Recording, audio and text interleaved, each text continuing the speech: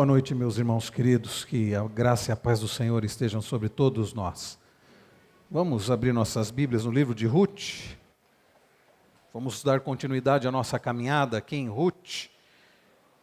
O 8º livro da Bíblia, Ruth. Nós já pudemos expor o capítulo 1 e agora chegamos no capítulo 2. São 4 capítulos. Estamos quase chegando na metade. Ruth, capítulo 2.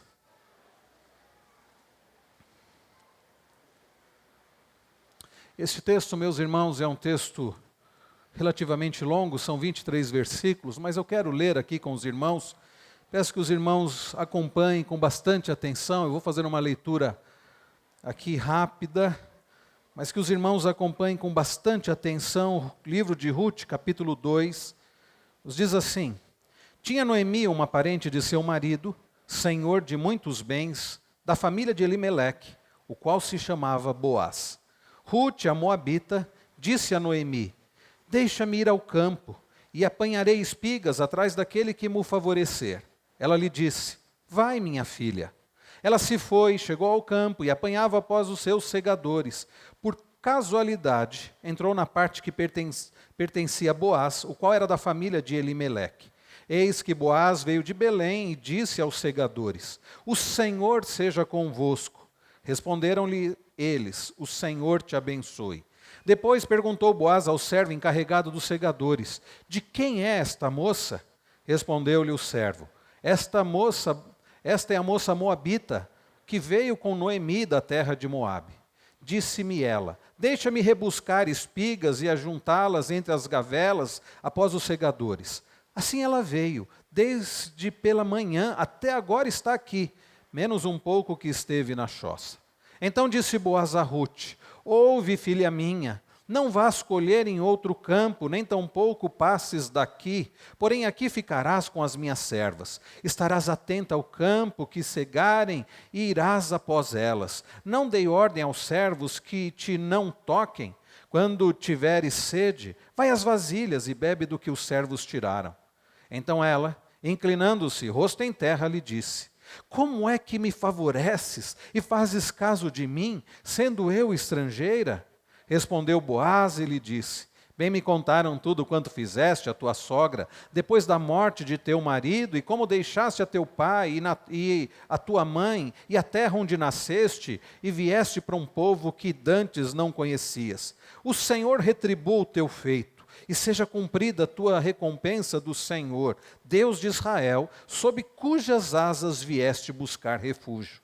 Disse ela: Tu me favoreces muito, Senhor meu, pois me consolaste, falaste ao coração de tua serva, não sendo eu nem ainda como uma das tuas servas. À hora de comer, Boaz lhe disse: Achega-te para aqui e come do pão e molha no vinho do teu bocado. Ela se assentou ao lado dos segadores e ele lhe deu grãos tostados de cereais. Ela comeu e se fartou e ainda lhe sobejou. Levantando-se ela para rebuscar, Boaz deu ordem aos seus servos, dizendo: Até entre as gavelas deixai-a colher, e não a censureis. Tirai também dos molhos algumas espigas, e deixai-as, para que as apanhe, e não a repreendais. Esteve ela apanhando naquele campo até a tarde. Debulhou o que lhe apanhara, e foi quase um efa de cevada. Tomou e veio à cidade, e viu sua sogra, o que havia apanhado, também o que lhe sobejava, depois de fartar-se, tirou e deu à sua sogra. Então lhe disse a sogra: Onde colheste hoje? Onde trabalhaste? Bendito seja aquele que te acolheu favoravelmente. E Ruth contou à sua sogra onde havia trabalhado e disse: O nome do Senhor em cujo campo trabalhei é Boaz. Então Noemi disse à sua nora: Bendito seja ele do Senhor, que ainda não tem deixado a sua benevolência, nem para com os vivos, nem para com os mortos. Disse-lhe mais Noemi: Esse homem é nosso parente chegado, e um dentre os nossos resgatadores. Continuou Ruth a moabita: Também ainda me disse: Com os meus servos ficarás, até que acabem toda a cega que tenho. Disse Noemi à sua nora, Ruth: Bom será, filha minha, que saias com as servas dele, para que noutro campo não te molestem. Assim passou ela, a companhia das servas de Boaz, para colher, até que a cega da cevada e do trigo se acabou, e ficou com a sua sogra. Palavra do Senhor, meus irmãos. Vamos orar para que o Senhor fale ao nosso coração através da sua palavra que acabamos de ler. Pai bendito, Pai celestial, como é prazeroso para nós, teu povo, prestar esse culto de louvor, de adoração ao teu santo nome. Como é bom para nós louvar, bendizer ao Senhor, que é o nosso resgatador, que é o nosso amparador, que é o nosso sustentador.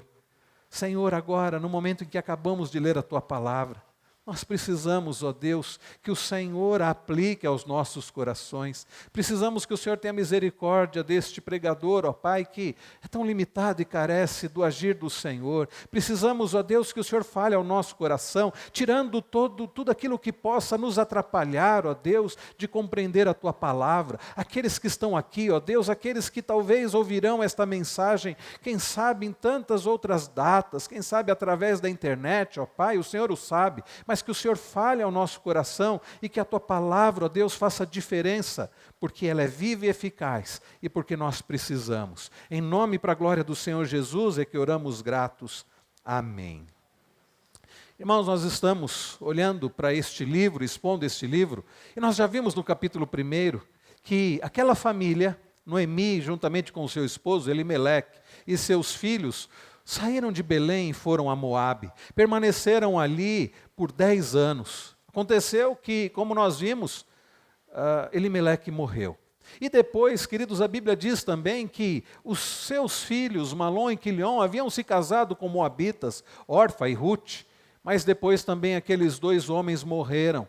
Então ficou Noemi, viúva, sem filhos, e ela resolve retornar para Belém, e juntamente com ela, ela está com Orfa e com Ruth, mas uma das suas noras, Orfa, ela resolve ficar em Moabe, e não podemos censurá-la por isso, mas Ruth faz um dos votos mais lindos de toda a Bíblia, dizendo, eu vou com você, onde você for eu irei, onde você repousar eu repousarei, onde você morrer ali eu morrerei, o seu Deus será o meu Deus, o teu povo será o meu povo.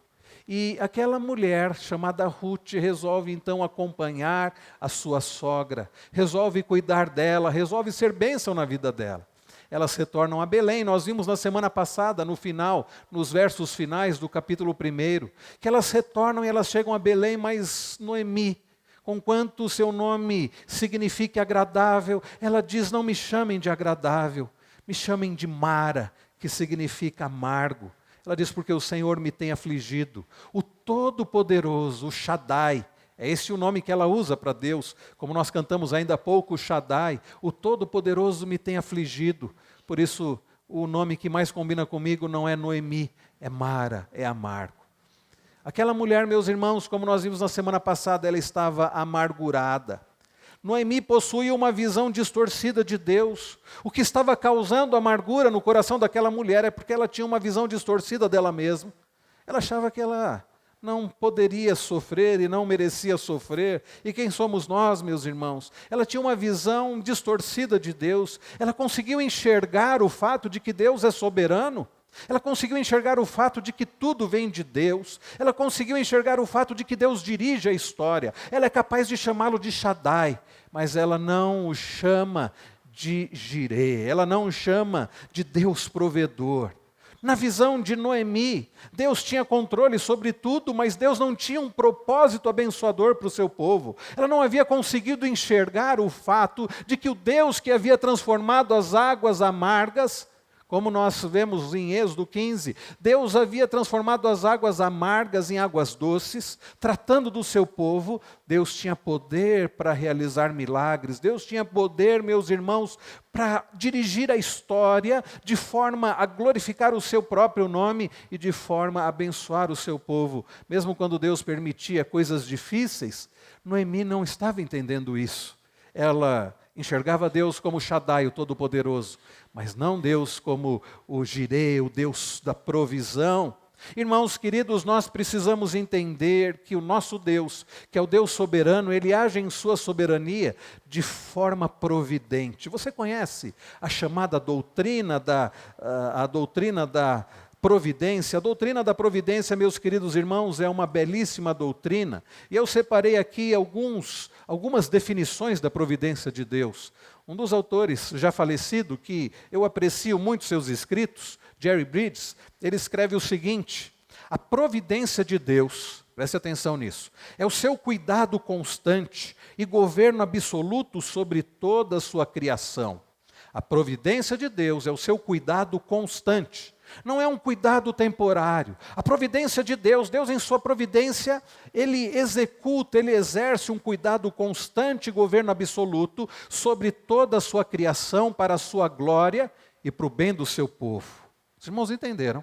A providência de Deus é o seu cuidado constante e governo absoluto sobre toda a criação para a sua glória, e não somente para a sua glória, mas também para o bem do seu povo.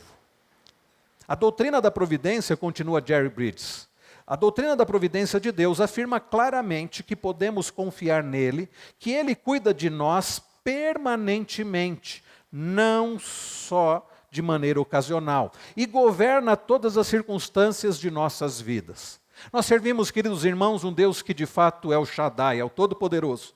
É o Deus que governa todas as coisas. Mas Ele não governa todas as coisas de forma caótica, Ele governa de forma ordenada. E Ele governa de forma proposital. Deus governa todas as coisas, porque tudo Ele criou. Ele governa todas as coisas para a glória dEle. Mas que coisa maravilhosa! Apesar de sermos um povo, o povo de Deus não é um povo merecedor, não é um povo bom, não é um povo bondoso, não é um povo fiel como Deus é fiel. Mas apesar de tudo isso, porque Deus resolveu escolher este povo e amar este povo, Ele governa todas as coisas e dirige todas as coisas para a glória dEle e para o bem deste povo, que não é um povo merecedor. Esta, meus irmãos, é a doutrina da providência. A maravilhosa, a tão agradável, que traz tanta esperança, doutrina da providência. J.I. Packer, ele define a doutrina da providência da seguinte forma: a providência é a atividade ininterrupta do Criador, também a ideia de algo constante. É a atividade ininterrupta do Criador, por meio da qual, em transbordante generosidade e benevolência, guarda essas palavras, porque você deve ter enxergado em Boaz essas características. Generosidade e benevolência, sustenta suas criaturas em existência ordenada, guia e governa todos os acontecimentos circunstanciais e atos livres dos anjos e dos homens, e dirige tudo para o seu objetivo pré-determinado, sua glória. E como diz Jerry Bridges, e o bem do seu povo. A nossa confissão de fé, que é a confissão de fé que adotamos de Westminster, no capítulo 5, a respeito da providência, no artigo 1 diz: pela sua muita sábia providência, segundo a sua infalível presciência e o livre e imutável conselho da sua própria vontade, Deus, o grande Criador de todas as coisas, para o louvor da glória da sua sabedoria, poder, justiça, bondade e misericórdia, sustenta, dirige, dispõe e governa todas as suas criaturas, todas as ações e todas as coisas, desde a maior até a menor. Vejam, queridos irmãos, nessas definições da providência de Deus, nós enxergamos a ideia de soberania. É um Deus que dirige, é um Deus que governa, é um Deus que age soberanamente, continuamente, sobre tudo o que acontece, sobre todas as criaturas. E Ele o faz para a sua glória e para o bem do seu povo. Noemi, até então, ela não havia conseguido enxergar isso.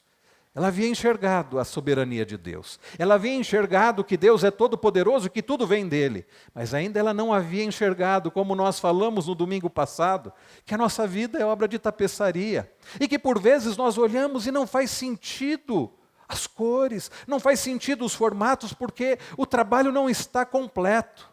Mas um dia veremos o trabalho completo. O trabalho daquele que já viu todas as coisas, o trabalho daquele que faz todas as coisas de forma sábia e de forma benfazeja. Irmãos queridos, agora aquela mulher amargurada, ela está em Belém, mas o seu coração está profundamente amargurado. Não coincidentemente, mas provisionalmente, com ela está Ruth, a moabita, a estrangeira. Ruth está com um coração diferente de Noemi. A estrangeira vai para o povo da aliança e chega na terra prometida. E de uma forma, meus irmãos, diferente da sua sogra. Ela está resolvida a agir. O seu coração não está amargurado. O seu coração, meus irmãos, não está preso ao passado. Ela, queridos, resolveu servir o mesmo Deus de Noemi. Mas conquanto Noemi não enxergasse o Deus da providência, Ruth estava disposta a agir. Elas têm um problema sério. Elas precisam de pão. Elas voltam para Belém, a casa de pão, mas elas precisam de pão. Então o que Ruth faz? Ruth resolve agir e resolve trabalhar. Nesta noite, queridos irmãos, nós falaremos como o Senhor está no controle de todas as coisas. Deus está no controle de todas as nossas necessidades e utiliza inclusive o nosso esforço para nos prover. Essa frase eu ouvi do reverendo Emílio Garofalo, lá da Igreja Presbiteriana Semear, que expondo Ruth, escreveu um livro comentando Ruth. Sobre este capítulo ele define isso. O Senhor está no controle de todas as nossas necessidades e utiliza inclusive o nosso esforço para nos prover. Isso nós veremos nesta noite. Qual é o tema da mensagem desta noite? A providência de Deus. Esse é o tema central do capítulo 2. Aliás, esse é um grande tema de todo o livro de Ruth. A providência de Deus. Falaremos, irmãos, pela graça do Senhor, sobre algumas características da providência de Deus. A primeira delas, eu quero destacar aqui, nós vemos, olhando para os primeiros versículos, é que a providência de Deus, ela não exclui, no sentido de que ela não dispensa nossa responsabilidade. Eu vou repetir para você guardar isso, e isso é muito importante. A providência de Deus, Deus em sua soberania e em sua providência, não exclui a nossa responsabilidade. Não, meus irmãos, dispensa a nossa responsabilidade. Vejam comigo os 3 primeiros versículos. Tinha Noemi um parente de seu marido, o senhor de muitos bens da família de Elimeleque, o qual se chamava Boaz. Ruth, a moabita, disse a Noemi: deixa-me ir ao campo e apanharei espigas atrás daquele que me favorecer. Ela lhe disse: vai, minha filha. Ela se foi, chegou ao campo e apanhava após os segadores. Vejam, queridos irmãos, até aqui, Ruth está num país que não é o seu, resolvida a viver e a servir o Deus da aliança. E ela, diferentemente da sua sogra, não está com o coração amargurado. Ela está disposta a trabalhar, ela está disposta a agir. Nós não sabemos, meus irmãos, se isso aconteceu no dia seguinte em que elas chegaram a Belém. Fato é que ela diz para sua sogra, ela diz: deixa-me ir ao campo e apanharei espigas atrás daquele que me favorecer. Eu vou ao campo, que campo? Qualquer campo. E eu vou apanhar espigas atrás daquele que me permitir isso, daquele que não me enxotar. Porque lembremos, irmãos, ela era moabita, estrangeira. Era a época da cega. Provavelmente o mês de abril, final de abril, no máximo começo de maio, era a época da colheita. Os campos estavam para colher. E os trabalhadores estavam colhendo o trigo, colhendo a cevada. Muito trabalho. E o trabalho era para aqueles que pertenciam ao povo. Mas os pobres e os estrangeiros podiam trabalhar também, daqui a pouco falaremos sobre isso. Fato é, meus irmãos, que Ruth está determinada a agir e a trabalhar, e o que ela faz? Ela acorda cedo e ela vai trabalhar. Ela procura um campo. Ela procura um campo e ela chega naquele campo e ela começa a trabalhar. É isso que nós vemos nos 3 primeiros versículos. No verso de número 3 diz: ela se foi, chegou ao campo e apanhava após os segadores. Os segadores iam e ela ia atrás. O que sobrava ela pegava. O que lhe era permitido pegar, ela pegava para si. Irmãos queridos, não era um trabalho, conquanto fosse digno, não era um trabalho que todos aceitavam, não. Ir atrás dos segadores. Ela não tinha proeminência, ela não tinha a liberdade, o direito de ir à frente, colhendo. Ela não tinha o direito de pegar o que ela quisesse do melhor. O que ela podia era ir atrás dos segadores. O que caía, que não pegavam, ela ia recolhendo. Conquanto, meus irmãos, fosse algo que os estrangeiros e os mais pobres fizessem, aquilo não impediu Ruth de trabalhar, de agir. Veja o que diz também o verso de número 7. Saiu, pois, ela, em verso de número 7, diz assim, disse-me ela, deixa-me rebuscar espigas e ajuntá-las entre as gavelas após os segadores. Assim ela veio, está contando o gerente ali daquele local, desde pela manhã até agora está aqui, menos um pouco que esteve na choça. Ela chegou cedo, ela trabalhou muito. Irmãos queridos, ali era terra de pão, era Belém. Deus é o Deus que é o nosso sustentador. Mas isto não fez com que Ruth tivesse uma visão equivocada, uma visão distorcida da nossa responsabilidade. Nós precisamos, irmãos, agir responsavelmente naquilo que Deus nos dá para fazer. Nós não podemos tentar o Senhor nosso Deus. É claro que nós dependemos do Senhor. É claro que devemos orar como nosso Senhor Jesus nos ensinou a orar lá no Sermão do Monte. Pai, dá-me o pão de cada dia, o pão nosso de cada dia nos dai hoje. Você e eu precisamos, entendendo que tudo vem do Senhor, e que nós dependemos inteiramente do Senhor, nós devemos sim pedir o pão de cada dia. Mas nós não podemos tentar o Senhor nosso Deus. Sabe o que é tentar a Deus? É você dizer assim, Pai, dá-me o pão de cada dia, o pão nosso de cada dia nos dai hoje. Vamos, Pai, onde está o pão? Senhor, eu quero pão. Eu quero acordar mais tarde, eu quero ficar numa boa, mas eu quero alimento. Isto é tentar o Senhor nosso Deus. Nós devemos orar e devemos agir. Ruth vai trabalhar sem preguiça. Ela não ficou esperando o pão cair do céu. Nós devemos, irmãos, como eu disse, orar pedindo o pão de cada dia, porque tudo vem dele, o trabalho vem dele, a saúde vem dele, as condições de trabalhar vêm dele. Mas nós devemos fazer a nossa parte. Deus não fará aquilo que é da nossa responsabilidade fazer. Aliás, Deus fará através de nós. Alguns domingos nós usamos o mês de janeiro para expor uma breve série, o que fazer quando os problemas chegam. E quando nós olhamos lá para o 2 Crônicas, capítulo 20, para o segundo livro das Crônicas, aliás, capítulo 32, nós vimos uma coisa interessantíssima.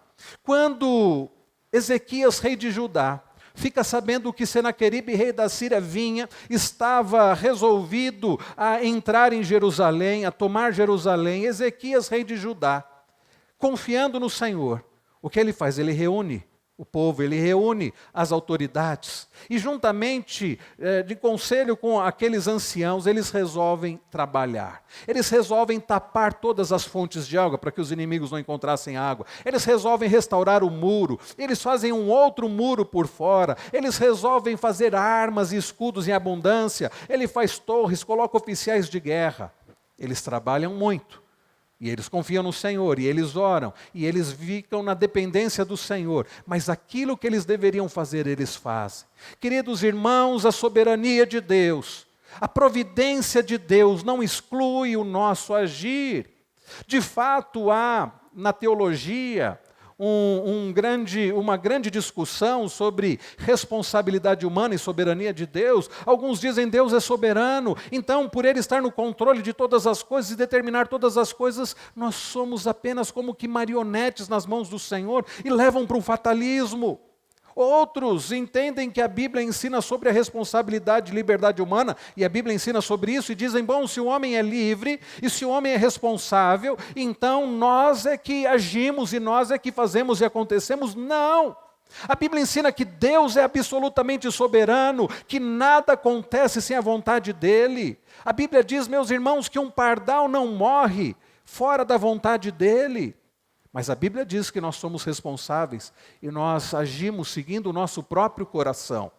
Nós não sabemos como conciliar essas duas coisas, e fato é, quando nós agimos seguindo o nosso próprio coração e somos responsáveis pelas nossas ações, isto não foge do controle e da vontade soberana e absoluta do Senhor. Mas nós não podemos excluir nenhuma nem outra. Deus é soberano, Deus governa todas as coisas e nós somos responsáveis pelos nossos atos.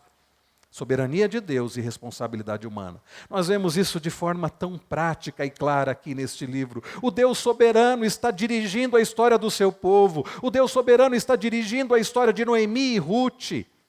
Mas Ruth, ela entende que ela é responsável pelos seus atos. E ao invés dela ficar simplesmente dizendo, Senhor, dá-me o pão de cada dia, ela confia no Senhor, sim. e ela vai trabalhar, e ela vai agir. Vimos, meus irmãos, isto, nós precisamos fazer aquilo que é da nossa parte, porque a providência de Deus, Deus em sua soberania e providência, não exclui a nossa responsabilidade. Você é responsável, confie em Deus. Não se sinta autossuficiente, nós não somos. Não ache que você pode fazer e acontecer, o que você tem é por causa, né, do seu esforço. Algumas pessoas têm essa ideia, né? Eu consegui tudo, eu conquistei tudo pelo meu esforço. Eu batalhei, e eu tenho tudo isso porque eu mereci, porque eu tenho isso. Você tem o que você tem por causa da graça e da misericórdia do Senhor. Você fez. Mas se não fosse o Senhor, você não poderia ter feito nada. Irmãos queridos, Deus é soberano, e a providência de Deus, ela é absoluta e constante, mas isso não exclui o nosso agir. Precisamos aprender com Ruth. Ela trabalha e trabalha duro. Ela faz a parte dela, na confiança do Senhor, na providência, no cuidado do Senhor. Essa é a primeira lição que nós aprendemos a respeito da providência de Deus. A providência do Senhor não exclui a nossa responsabilidade. Segunda lição, queridos, que nós podemos enxergar nesses próprios primeiros 3 versículos, é que a providência de Deus, além de não excluir a nossa responsabilidade, ela se manifesta ordinariamente. Ou deixa eu usar uma outra palavra. A providência de Deus se manifesta naturalmente. Às vezes nós temos a ideia de que providência de Deus é que um anjo vai aparecer na nossa porta e vai dizer, olha, o que você estava precisando é isso, então toma aqui, Deus mandou entregar para você, e Ele pode fazer isso. Eu já ouvi tantos testemunhos e poderia até citar alguns da minha própria vida em que Deus agiu de forma extraordinária. Mas também, meus irmãos, irregularmente Deus age ordinariamente, naturalmente. Olhe comigo para os 3 primeiros versículos e vejam como Deus vai agindo de forma natural. Tinha Noemi um parente de seu marido. Isso não é casualidade. Noemi tinha um parente de seu marido. E esse homem era o quê? Senhor de muitos bens. Isso também, meus irmãos, nós veremos que não é casualidade, não é uma questão de sorte. Da família de Elimeleque, o qual se chamava Boaz. Ruth, a moabita, disse a Noemi, deixa-me ir ao campo e apanharei espigas atrás daquele que me favorecer. E o que Noemi respondeu para ela? Vejam, Noemi não diz assim para Ruth, Ruth, olha, você quer trabalhar? Tudo bem. Eu estou aqui amargurada, não sabemos por que Noemi não foi para o campo.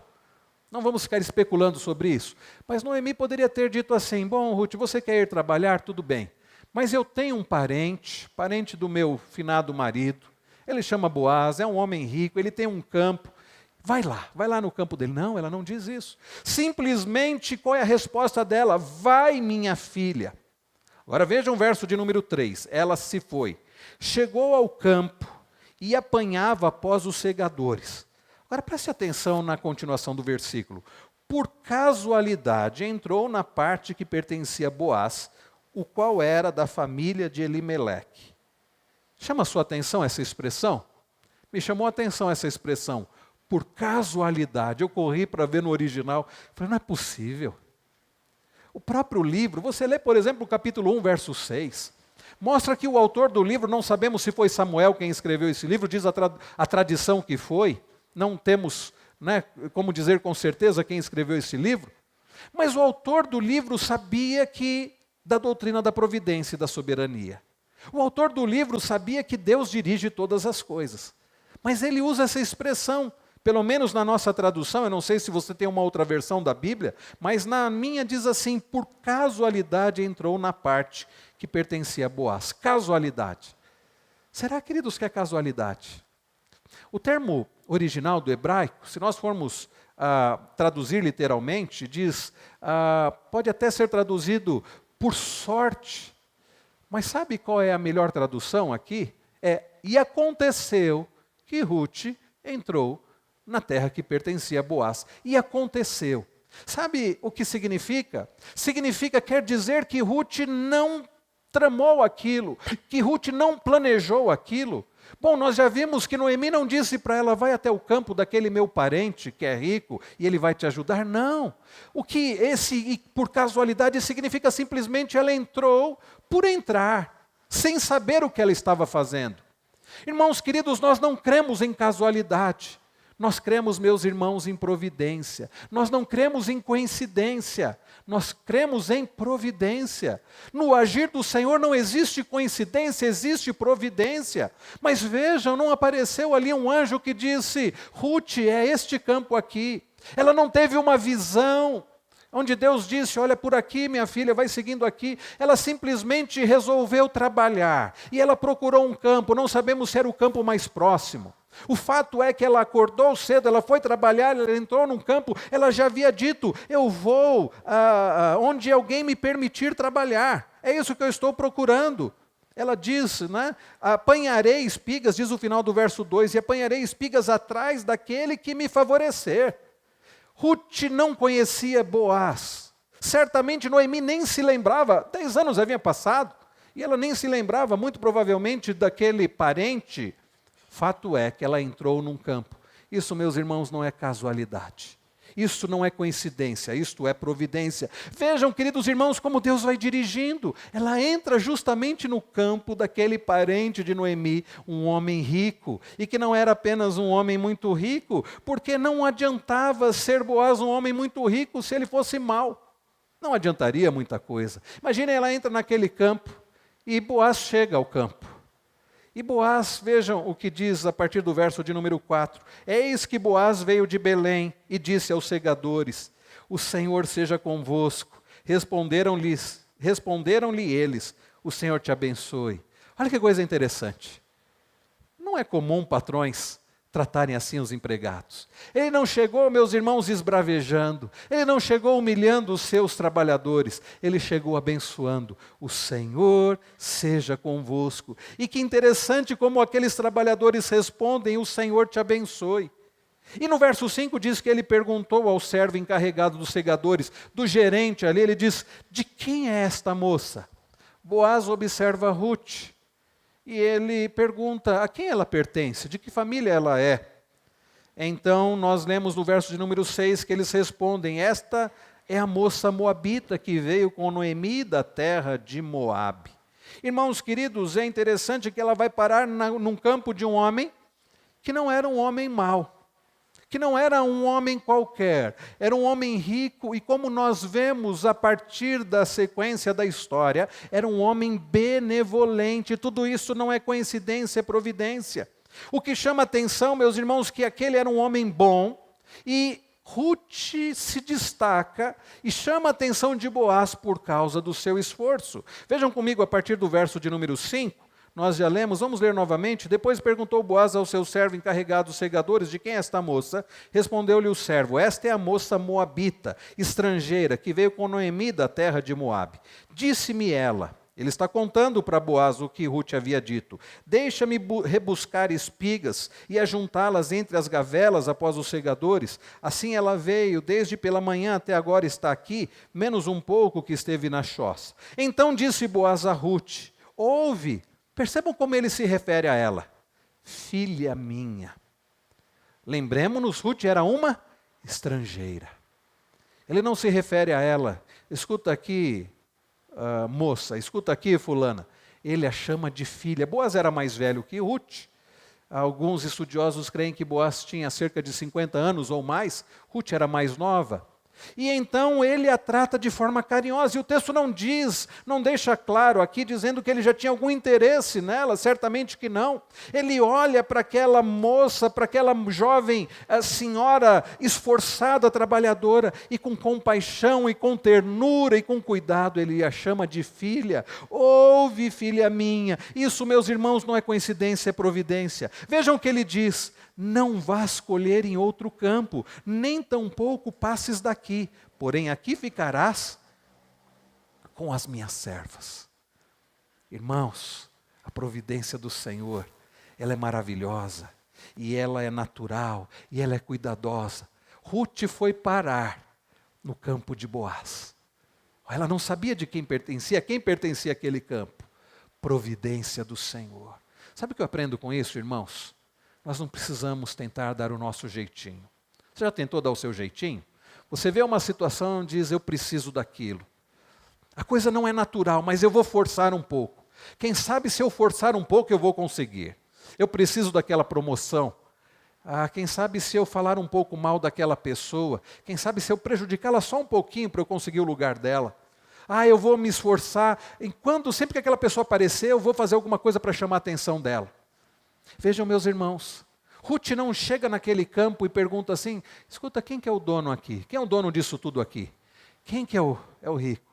Me mostre quem é, eu quero jogar o meu charme para cima dele. Não.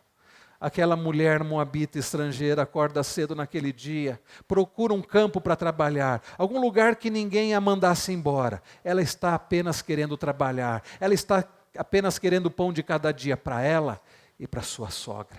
Mas Boaz, aquele é um campo de Boaz, um homem rico, o texto diz, dono de muitos bens, e é um homem benevolente. Ele a chama de filha. Vejam, meus irmãos, o que diz ele. Então você vai ficar aqui com as minhas servas. Verso 9. Estarás atenta ao campo que cegarem e irás após elas. Não dei ordem aos servos que te não toquem.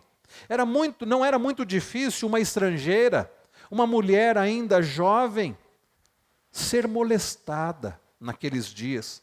Uma mulher jovem, uma mulher que não tinha marido, uma mulher que não tinha um homem como autoridade e protetor dela. Uma mulher estrangeira, não era incomum que ela fosse molestada, abusada.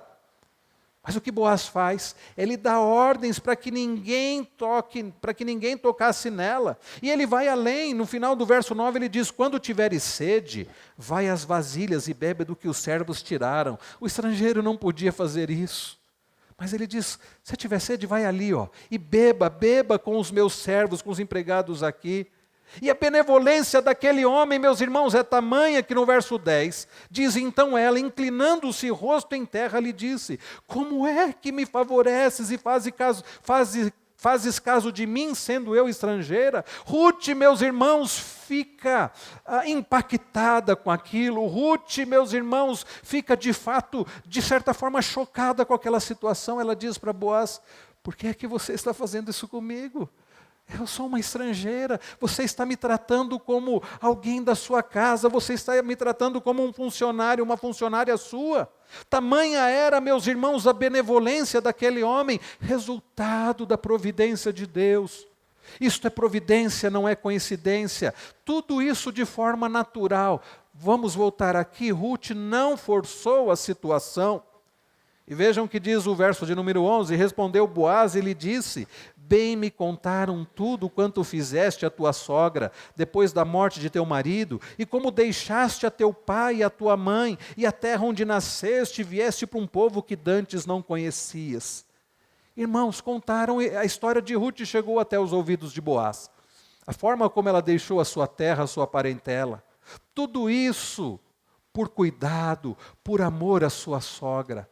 Ela não fez isso para ser reconhecida, mas Deus estava abençoando a sua vida de forma natural. E então, no verso de número 12, vejam que Boaz diz a ela, o Senhor retribua o teu feito, e seja cumprida a tua recompensa do Senhor, Deus de Israel, sob cujas asas vieste buscar refúgio. A providência do Senhor, meus irmãos, onde Deus age ordinariamente, naturalmente, nos traz refúgio. O que Ruth estava buscando não era um marido rico, não era ser favorecido. O que Ruth estava buscando de forma natural, trabalhando, ela estava buscando refúgio no Senhor, o Deus a quem ela havia prometido servir, o Deus de Israel, o Deus da aliança, o Deus único e verdadeiro. Irmãos queridos, nós não precisamos dar o nosso jeitinho. Eu não sei o que você tem passado, eu não sei o que você deseja, o que você almeja.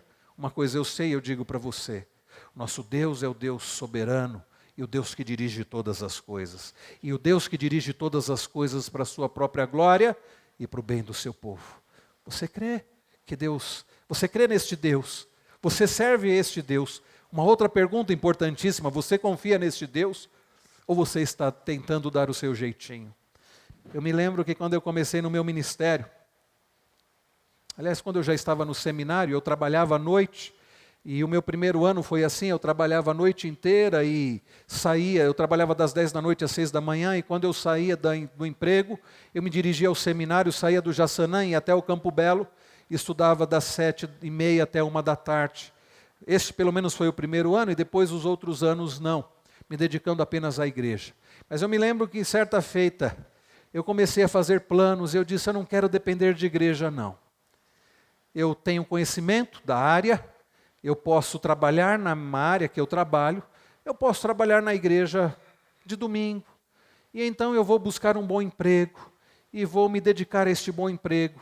E o tempo que me restar eu vou trabalhar na igreja, afinal de contas eu preciso dar um jeito para o meu sustento. E eu fui participar de um congresso de evangelização, que foi em Santos, e um dos pregadores, dentre eles, reverendo Augusto Nicodemos e reverendo Hernandes Dias Lopes, foram alguns deles, e eu me lembro que na palestra do reverendo Hernandes Dias Lopes, em dado momento ele começou a falar sobre a soberania e providência de Deus. E sabe o que é que ele falou, meus irmãos? Ele disse assim, Deus está no controle de todas as coisas, para a glória dele e para o bem do seu povo. Pare de tentar dar o seu jeitinho. Ou você confia no Deus soberano e providente, ou você vai continuar tentando dar o seu jeitinho. Eu entendi, meus irmãos. Deus falou ao meu coração. E a partir dali eu entendi que eu não tinha que dar o meu jeitinho. Que a minha vida está nas mãos do Deus Todo-Poderoso, que me chamou para o ministério da palavra e que me sustentaria no ministério da palavra, enquanto essa fosse a vontade dele. Irmãos queridos, nós não temos que dar o nosso jeitinho, nós temos que confiar naquele que é todo-poderoso e agir fazendo aquilo que nós devemos fazer. O que é que Ruth fez? Ela simplesmente fez o que ela deveria fazer, ela acordou cedo, ela trabalhou duro e Deus em sua providência foi direcionando tudo. Então, meus irmãos, é isso que eu digo para os irmãos agora. Trabalhe, faça a sua parte por amor ao Senhor, faça a sua parte para a glória do Senhor, e o mais Ele fará. Lembremos-nos das benditas palavras do nosso Senhor Jesus, lá em Mateus 6, buscai, pois, em primeiro lugar o reino de Deus e a sua justiça, e estas coisas, a comida, a bebida, as roupas, você não precisa dar o seu jeitinho, Ele irá acrescentar. Irmãos queridos, a providência de Deus não anula a nossa responsabilidade. A providência de Deus se manifesta ordinariamente, naturalmente, você não precisa forçar nada, você não precisa dar o seu jeitinho, apenas obedeça ao Senhor, e o mais Ele fará. Boaz demonstra profunda benignidade para com a moabita, para com a estrangeira Ruth. Boaz a trata com um amor bondoso, assim como Ruth demonstrou com Noemi. Nós vemos isso a partir do verso de número 13, disse ela, tu me favoreces muito, Senhor meu, pois me consolaste e falaste ao coração de tua serva, não sendo eu nem ainda como uma das tuas servas. Vejam, meus irmãos, como Deus em sua providência vai agindo com benevolência. Verso 14, a hora de comer, Boaz lhe disse, achega-te para aqui e come do pão. Olha, meus irmãos, nunca, se Boaz fosse um homem mau, se Boaz não precisava nem ser mau, se ele não agisse com graça e misericórdia, ele nunca chamaria uma estrangeira para comer ali. Come do pão, molha no vinho o teu bocado. Ela se assentou ao lado dos segadores e ele lhe deu grãos tostados de cereais. Eu fico imaginando para aquela mulher com fome, comendo grãos tostados de cereais. Deve ter sido um banquete. Ela comeu, e o que o texto diz mais? E se fartou, e ainda lhe sobejou. Levantando-se ela para rebuscar, Boaz deu ordem aos seus servos, dizendo, até entre as gavelas deixai a colher e não a censureis. Tirai também dos molhos algumas espigas. Olha só o que Boaz está dizendo. Quando vocês forem colher, deixa cair algumas. Não pega tudo não. Deixa porque Ruth viria atrás. Iria sobrar muita coisa para ela. Era um homem muito bondoso. Não é coincidência, meus irmãos. O que é, meus irmãos? Providência. Vamos repetir, não é coincidência, é providência. Levantando-se ela para rebuscar, Boaz deu ordem aos seus servos, dizendo, até entre as gavelas deixai a colher e não a censureis. Tirai também dos molhos algumas espigas e deixai-as, para que as apanhe e não a repreendais. Esteve ela apanhando naquele campo até a tarde. Debulhou o que lhe apanhara, e foi quase um efa de cevada. Irmãos queridos, Boaz a trata com amor bondoso. Quem foi que levantou aquele homem na vida de Ruth e de Noemi? Foi o Senhor. Noemi nem se lembrava daquele homem, Noemi não planeja nada, Ruth nem o conhecia. O que Ruth fez? Trabalhou, fez o que ela deveria fazer. E Deus, em sua graça, bondade, amor e providência, foi dirigindo tudo. A providência do Senhor age de forma natural, ordinária. Nós não precisamos dar o nosso jeitinho. É isso que nós aprendemos, queridos. Mas também, meus irmãos, a providência de Deus se manifesta através da sua lei. Os irmãos viram aí que Ruth ia atrás dos segadores, o que era isso? Havia uma lei, isso nós vemos lá em Levítico 19, precisamente nos versos 9 e 10, era chamada lei da rebusca. Um autor até chama era uma espécie de bolsa-trabalho. Eu não vou chamar de bolsa-família, porque bolsa-família a pessoa não precisa nem trabalhar, né? Essa bolsa que Deus havia instituído era bolsa-trabalho. Sabe o que significava essa bolsa que dizia, essa chamada bolsa-trabalho, a lei da rebusca? Você pode ler depois em Levíticos 19, diz o seguinte, que no campo a pessoa não poderia colher tudo. Ela deveria deixar alguma coisa para os pobres e para os estrangeiros. Deus disse assim, quando você for colher, você vai colhendo. E as pessoas iam colhendo as espigas, iam colhendo ali a cevada, o trigo, e Deus diz assim, você vai carregando. O que cair, e certamente caía, meus irmãos, ia fazendo os feitos, ia caindo pelo caminho. Não volte para buscar. O que cair, deixa lá. Para os pobres, para os estrangeiros. Os pobres e estrangeiros vinham atrás. E aquilo que sobrava, aquilo que caía, eles iam pegando. Era uma lei. Mas vejam, meus irmãos, Deus em sua providência permitiu aquela lei para o cuidado, não somente do seu povo, para o cuidado do seu povo, daqueles que eram pobres, e para o cuidado dos estrangeiros. Irmãos, Deus, através da sua providência, a providência de Deus se manifesta através da sua lei. A lei da rebusca era um motivo, aliás, é a prova disso.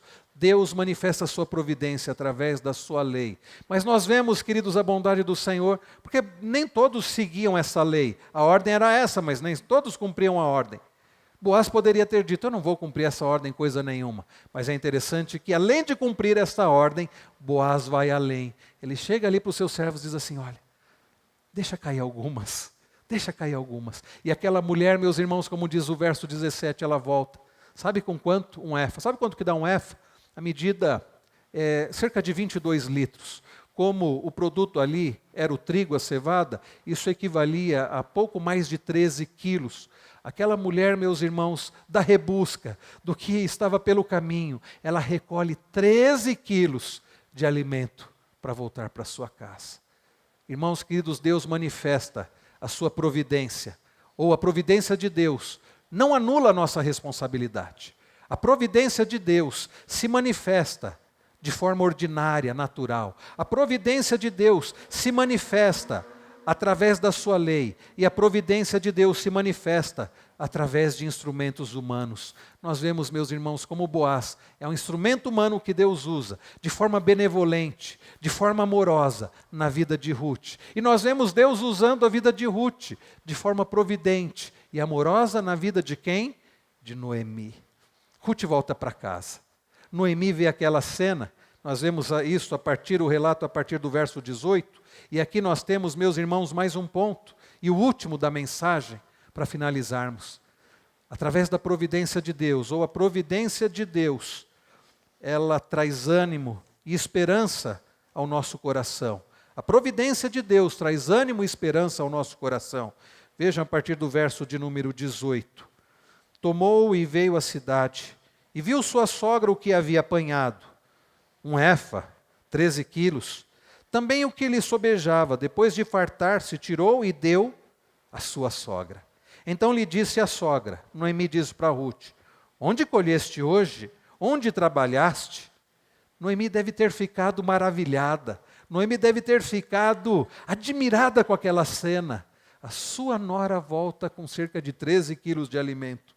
E então a continuação do versículo, no versículo de número 19, ela diz, bendito seja aquele que te acolheu favoravelmente.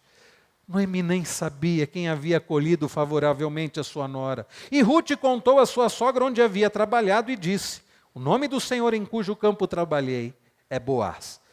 Neste momento vem à mente de Noemi quem era Boaz. Você trabalhou no campo de Boaz? Diz o verso 20, então Noemi disse à sua nora, bendito seja ele do Senhor, que ainda não tem deixado a sua benevolência, nem para com os vivos, nem para com os mortos. Disse-lhe mais Noemi, este homem é nosso parente chegado, e um dentre os nossos resgatadores. Noemi diz que aquele homem era benevolente e era um resgatador. Meus irmãos, Deus em sua providência encaminha Ruth justamente num campo de um homem benevolente, um parente chegado que ela nem imaginava, um homem bom, um homem amoroso, um homem benevolente, um homem que é resgatador.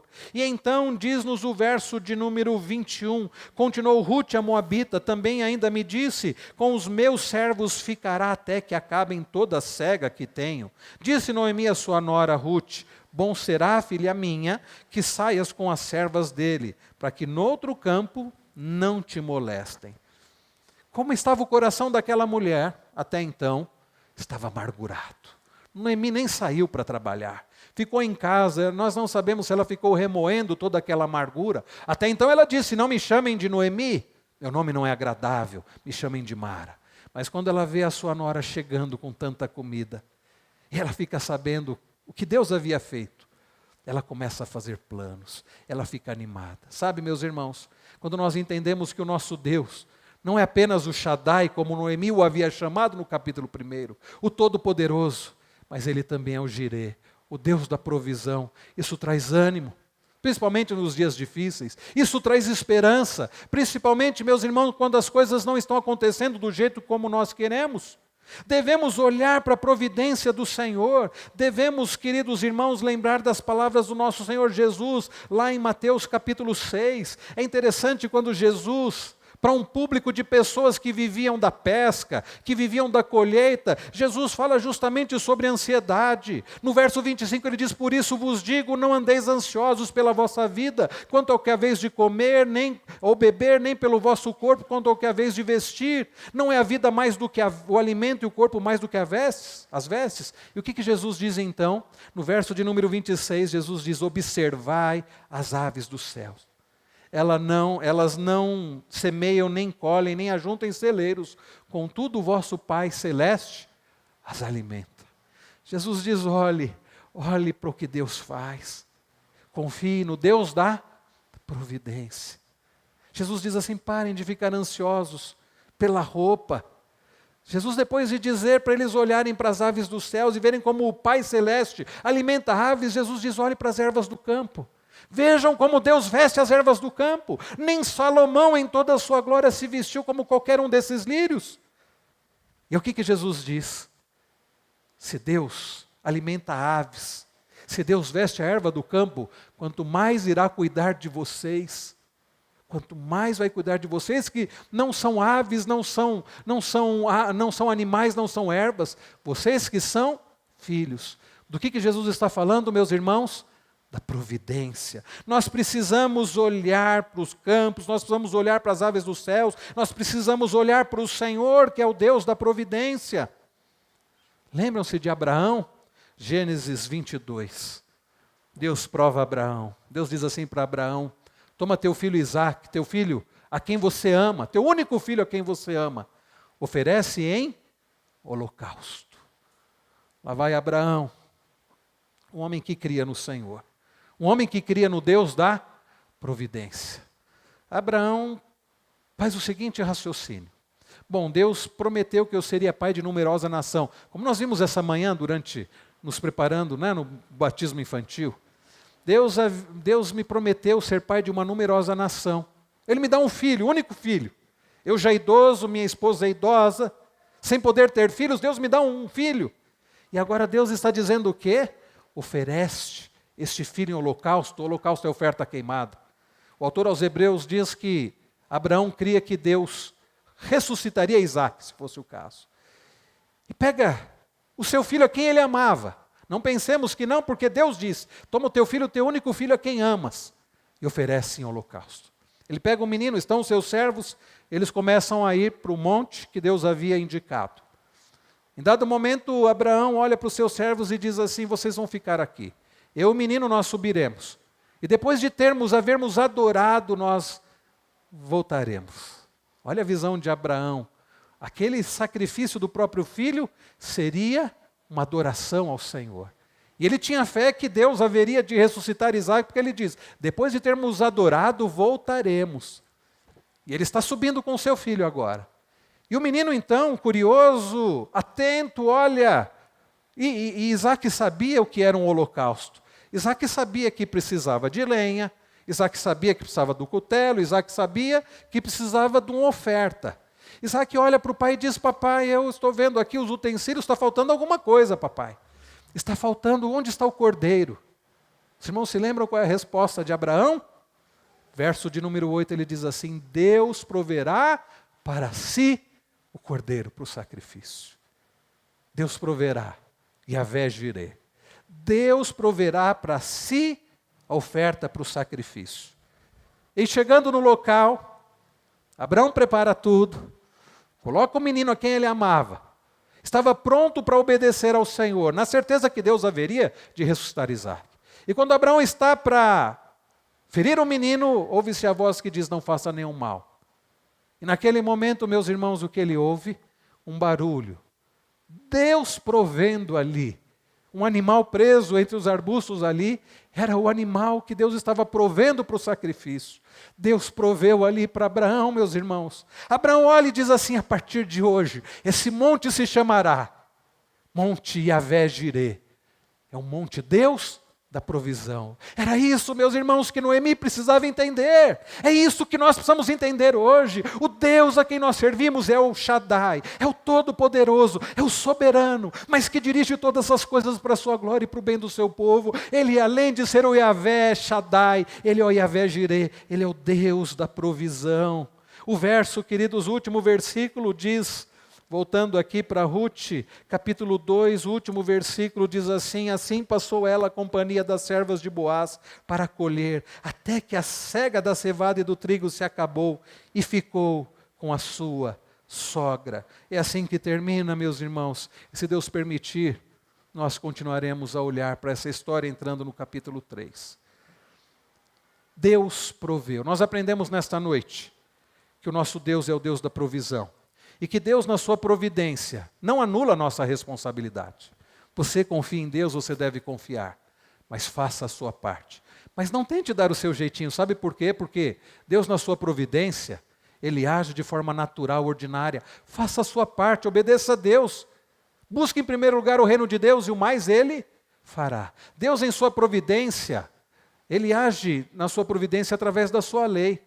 A lei da rebusca não era um acaso. Era providência para Rute. Deus, em sua providência, usa instrumentos humanos. Ele usou Rute como providência para sua sogra. Ele usou Boaz como providência para Rute e para Noemi. Ele usou, meus irmãos, essa família como providência para nós. Porque de Boaz e Rute nós sabemos, veio Davi. De Boaz e Rute veio Davi e veio Jesus Cristo. Irmãos queridos, há um hino, eu gostaria que fosse colocado aqui, um hino do nosso inário, o hino de número 163. Olha o que ele diz: as tuas mãos dirigem meu destino, ó Deus de amor, que seja sempre assim. As tuas mãos dirigem meu destino, a ideia da soberania e da providência. Teus são os meus poderes, minha vida, em tudo, eterno Pai, dispõe de mim. Meus dias sejam curtos ou compridos, passados em tristeza ou prazer, em sombra ou luz, de acordo com o teu plano, é tudo bom, se vendo o teu querer.